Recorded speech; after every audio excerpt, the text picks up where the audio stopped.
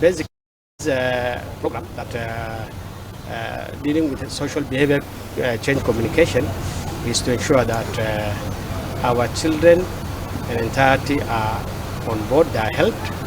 Those who are going to school, who have truant in the street, they should go back to school. Those who have been neglected, the parents and the stakeholders of the communities should come on board to assist these children.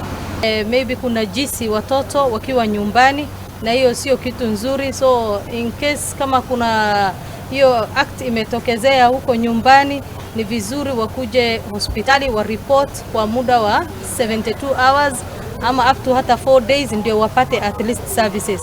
Na insist ya kuwa na kila mtu yoyote mwenye ako nyumbani, wenye hata kama wewe ni jirani ama kama wewe ni nani, lazima tuchukue jukumu ya kusaidia watoto wasiachwe nyumbani wala wasikuwe street children, baadaye wasije wakajifunza mambo ya drugs and everything. Seems to forget that with these particular categories of children, we have children with disabilities. So they are vulnerable because they are children, and they are also vulnerable because of their disability.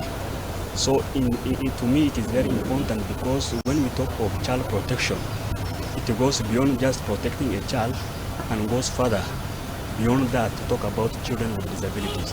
So it is actually very important that we have this particular meeting. Na ningependa kuwahimiza wale wote ambao wananisikiza, ikiwemo wazazi na washikadau wengine, wasife moyo kwamba lazima tufuatilie tumalize ukeketaji wa watoto na dhuluma zingine zozote. So lakini tukichukua huu mwelekeo wa kutengeneza hizi messages ama ujumbe, tutengeneze ujumbe wa aina ambao unaweza kutumiwa kupitia kwa maredio, TV, mtandao, wanajamii wataweza kuelimika na waanze kubadilisha na kuacha mila zingine ambazo pia zinaathiri maisha ya watoto. Na gavana wa kaunti ya Narok Patrick